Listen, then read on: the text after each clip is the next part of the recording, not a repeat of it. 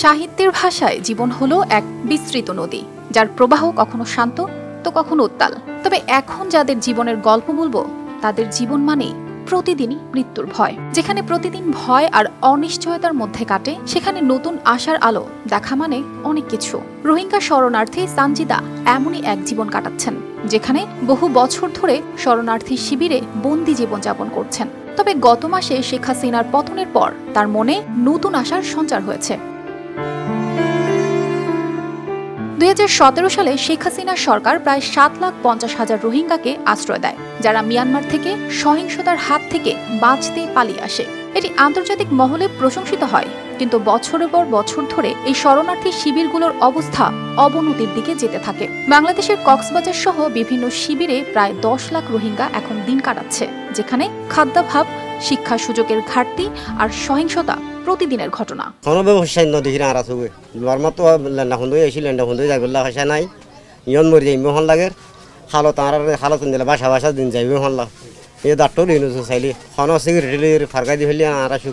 সানজিদা 42 বছরের এক মা, যিনি শিবিরে এক আনুষ্ঠানিক শিক্ষা কেন্দ্র চালান। তবে তার ছাত্রছাত্রীদের চোখে তিনি শুধু শিক্ষক নন, বরং তাদের আশা ও স্বপ্নের প্রতিনিধি। কিন্তু এই শিবিরে শিশুদের বড় হওয়া মানেই বন্দুকের আওয়াজে ঘুম ভাঙা, অপুষ্টির শিকার হওয়া আর পড়াশোনার সুযোগ না পাওয়া।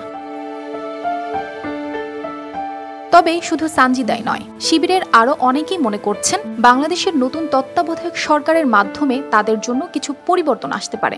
সাম্প্রতিক এক সাক্ষাৎকারে ডক্টর মোহাম্মদ ইউনুস রোহিঙ্গাদের সমস্যা নিয়ে আন্তর্জাতিক সহায়তার প্রয়োজনীয়তার কথা তুলে ধরেছেন। তিনি জানিয়েছেন, বাংলাদেশের একার পক্ষে এত বিশাল শরণার্থী সংকট মোকাবিলা করা সম্ভব নয়। তার নেতৃত্বে সরকারের উদ্দেশ্য হলো রোহিঙ্গাদের জন্য আরো সহায়তা এবং নিরাপদ জীবনযাত্রার ব্যবস্থা করা।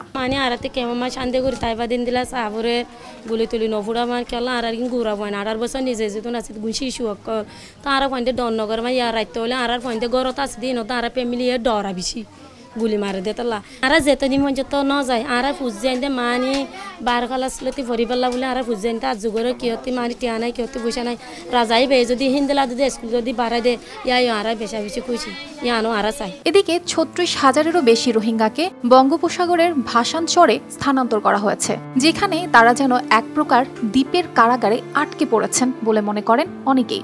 সেখানকার জীবনের কঠিন বাস্তবতা, দুর্যোগের সংখ্যা আর সীমিত সুযোগের মধ্যে অনেকেই তাদের ভবিষ্যৎ নিয়ে উদ্বিগ্ন। তবে নতুন সরকারের উদ্যোগে সম্প্রতি মার্কিন যুক্তরাষ্ট্রে ডক্টর ইউনুস প্রায় $200 মিলিয়ন বিদেশি সহায়তার প্রতিশ্রুতি পেয়েছেন, যা রোহিঙ্গাদের সাহায্য করবে। তিনি আরও বলেছেন, রোহিঙ্গাদের পুনর্বাসনের প্রক্রিয়া ত্বরান্বিত করা হবে। যদিও মিয়ানমারে ফিরে যাওয়ার সম্ভাবনা দিন দিন ক্ষীণ হয়ে আসছে, কারণ সেখানে সামরিক বাহিনী ও বিদ্রোহী গোষ্ঠীর মধ্যে সংঘর্ষের কারণে পরিস্থিতি আরও খারাপ হয়েছে। রোহিঙ্গাদের অনেকেই আশাবাদী যে নতুন সরকার তাদের সমস্যাগুলোর দিকে মনোযোগ দেবে এবং আন্তর্জাতিক সহায়তার মাধ্যমে তাদের জীবন উন্নত হবে। তবে মিয়ানমারে ফিরে যাওয়ার বিষয়টি এখনো অমীমাংসিত, কারণ সেখানে পরিস্থিতি এখনো মারাত্মক। তাই মিয়ানমারে ফিরে যাওয়ার বিষয়ে এখনো তাদের ভয়। অর্পিতা জাহান, RTV।